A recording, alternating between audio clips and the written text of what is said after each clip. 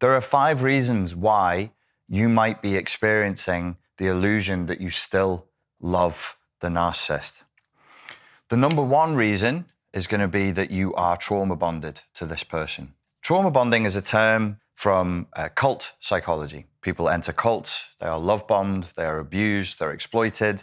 The love that they receive is switched on and off. So they're abused but told they're being loved, they're being told it's for their own good, and then they're shown love afterwards. And the effect of that over time, especially if you're stuck in that environment, physically stuck in that environment, is it starts to break down your ego boundaries. This is orthodox psychology. This is not contested within psychology that this happens. And it starts to infantilize you. So then you eventually start to trauma bond, not just as an adult to an adult, but because you become infantilized, you start to trauma bond to them as a child to a parent. And this is very, very powerful.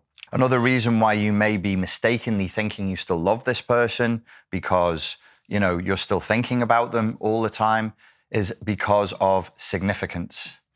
If somebody has been very abusive and very, very confusing in your life and has had a big emotional impact, even if the emotions are negative, our brains, our central nervous system, ascribe significance to that person, and your body, your brain, at the dumbest levels conclude, I must be in love.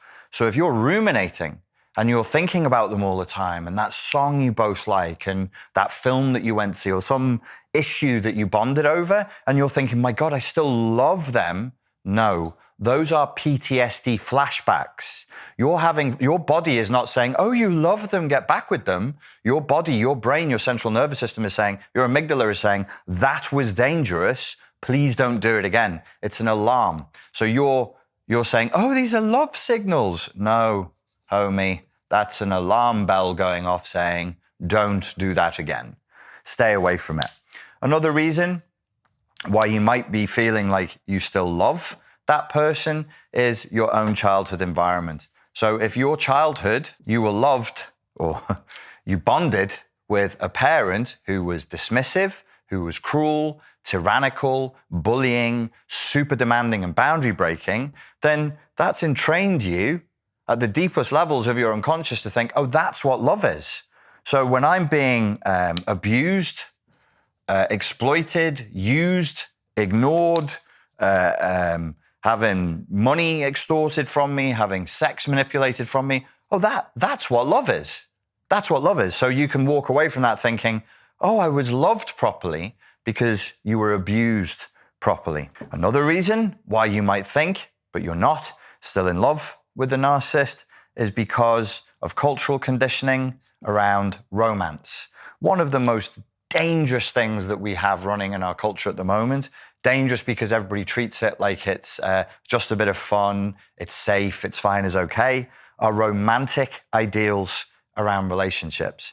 I personally feel this is capitalist, Western decadence, and the people who propagate this vile propaganda belong in a gulag. Not everyone agrees with me, but what I would suggest to you is consider that our normal concepts of romance might be a little bit corrupt, might be a little bit childish, and might not be the things that an adult who wants to form a healthy bond with another adult wants to be carrying around. Remember, my idea, my suggestion, your ideas around love should be an adult to adult consensual relationship between two people who respect each other's boundaries. And within that, because you have to be very, very vulnerable to create intimacy, and there can be no love without intimacy, one of the key words becomes safety. You have to, you can bond with any type of a person from any kind of a background. It really doesn't matter. It's probably going to be easier if your values align. But if you can't feel safe with that person, if you can't safely be your authentic, vulnerable self, you have no chance to experience true love. The 5th reason that you might be feeling like you're still in love with that person is because most adults, myself included, that I've interacted with, and I say myself included because I was like this, have a very, very ill-defined version of what love is.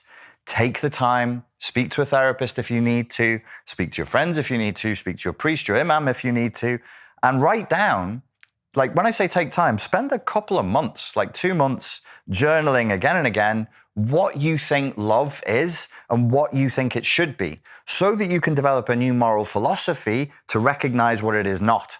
So if you wrote down and you refined over time again and again your idea of what love looks like, and something shows up that isn't that, then you will more easily be able to set a boundary and say no.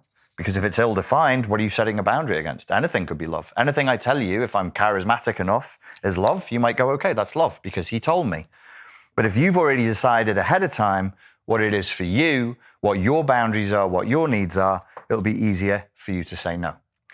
Ladies and gentlemen, if you want to know how to overcome a trauma-bonded relationship based in abuse inside of a narcissistically abusive scenario, I have a course called Unplug from the Matrix of Narcissistic Abuse.